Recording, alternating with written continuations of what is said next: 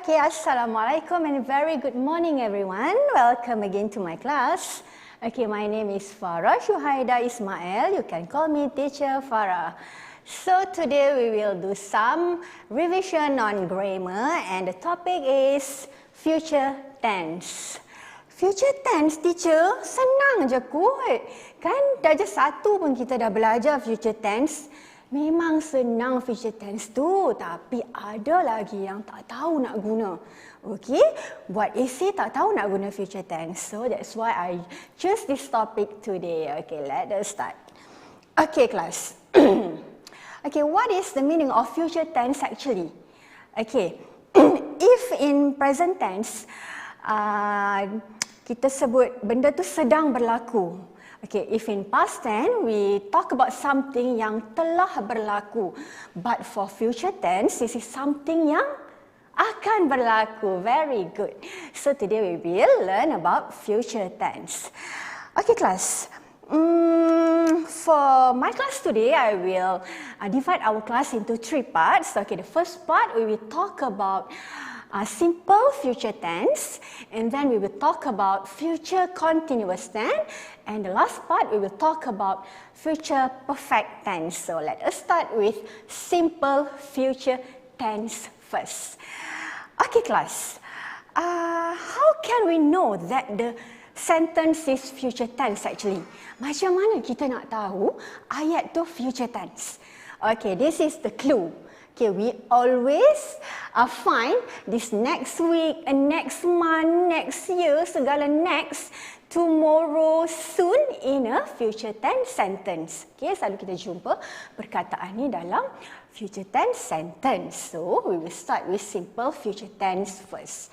Okay, simple future tense is to describe an action in the future. Benda yang akan berlaku nanti. Okay, so now we will look at the formula to write a simple future tense. Okay, formula. Bukan math saja ada formula, English also have formula. Okay, we will start with the formula. Okay, for simple future tense, okay, you must have the word will or shall after the subject. Okay, after the subject. Okay, teacher, what is the meaning of subject? Okay, if in Malay, subject is something like kata ganti nama. Okay, for example, I, you, we, they, he, she, it, my friend, my sister, my brother. Okay, itu semua tu subject. Okay, so for simple future tense, we will put will or shall, either will or shall, after subject. Okay, teacher, what is the difference between will and shall? Ada beza tak kalau kita nak guna? Okay, there are no difference. You can use either will or shall in your future tense sentence. Okay, after subject, will, and then another one, we must plus verb. Okay, this is the formula for simple future tense. Okay, now I will teach you on how to write a simple future tense sentence. Okay, we will start with the subject. I choose I. Okay, I as the subject. And then will, I choose will. Okay, for the verb, I choose go. Okay, for simple future tense, you no need to change the verb. Okay, if in past tense, you have to change the verb. For example, go will be when. But for future tense, you just use the root word or the base form. Okay, you guna dia punya perkataan asal dia. So, no need to change. So, I still use go. I will go to London. Okay, this is the clue. Next week. Okay, jadilah satu ayat future tense. Okay, this is the formula. Okay, I subject, will or shall, and then the verb. Okay, this is, we call it as affirmative. Okay, affirmative is something like pernyataan. Okay, pernyataan in Malay. Okay, teacher, can we change the affirmative to be negative? Negative sentence. Yes, sure, you can change. Okay, how to change? Okay, I will give you the tips. Okay, if you want to change the affirmative to be negative, what you have to do is, okay, you just have to plus the word not. Add the word not, okay, after the will. Okay, so it will be, I will not go to London next week. Okay. Okay, teacher, can we change the affirmative to be question? Nak tanya soal. Yes, of course you can change. How? Okay, so this is for question. I will show you the example. For question, you have to put the will in front of the sentence. Letak will dekat depan. So it will be, will I go to London next week?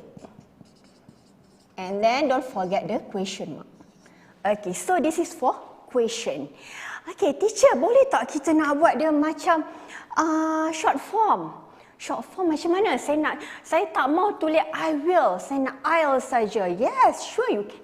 Okay, so we call it as contracted form. Okay, contracted form. Okay, so it will be I'll go to London next week. Okay. But you can use this, but please, if you write an essay, please don't use this. Okay, this is for spoken language. If you want to speak with your friend, for example, you want to say, I'll go to London next week. So you can use this. But if you want to write an essay, you must use the complete sentence. I will go to London next week. Okay, so I will give you another example for affirmative, negative, question and contracted form. Okay, to make you more understand. Okay, kita buat lagi latihan. Okay, now for affirmative, I choose. For affirmative, I choose I will. Okay, subject will, verb read. Read, no need to change. No need to change the verb. So I will read the book tomorrow. Okay. So now we move to negative. So negative, I will not. Okay, tambah not. Read the book tomorrow. Okay, then we move to question. Okay, for question we have to put will in front of the sentence. So it will be, will I read the book tomorrow? Okay, don't forget the question mark. And the last one is contracted form. Okay, I'll read the book tomorrow. Okay, so easy, right? Okay, so settle simple future tense is done. Okay, we will move to next future continuous tense. Okay.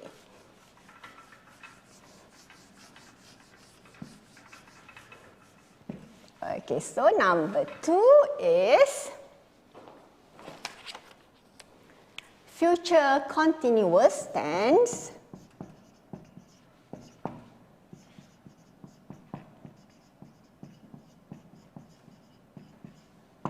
Okay. Any action is promised to happen at a specific time. We call it as future continuous tense. Apa benda yang akan berlaku pada waktu yang spesifik. For example, you will have exam tomorrow morning at 8 o'clock. So we will use future continuous tense. Sebab kita dah tahu pukul berapa kita nak buat benda tu. Okay, specific, dah specific. Okay, so as simple future tense, future continuous tense also have the formula. So the formula is, as usual, we will start with the subject and then will or shall. Okay, and then be, and then for the verb we must plus ing. Okay, dia tak sama macam tadi, simple future tense, no need to change the verb. But for future continuous tense, you have to plus ing. Okay, I will give you the example. Okay, we start with we. Okay, the subject I choose we. Okay, I choose will. Okay, be. Going. Okay, go will be going lah sebab dia tambah ing. Will be going to library at 9 AM tomorrow. Okay, so this is the subject. This is will or shall, either will or shall, and then be, and then ing for the verb. Okay, this is the clue. So easy, right? Okay, now we will move to next example. Okay, so for next example, we put our team. Our team. Okay, our team. I want to use shall. Shall pula. Okay, our team shall be attending a conference from March 8 to 5. So it is specific. Okay, specific time kan. Our team shall be attending a conference from March 8 to 5. Mereka akan attend the conference. So dia dah specific kan. Okay, this is the subject. This is shall or will. Okay, be and ing. So this is for future continuous tense. Okay, now we will move to the last part, that is future perfect tense. Okay.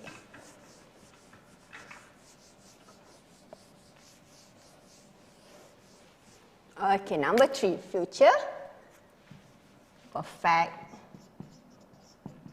tense. Okay. An action is promised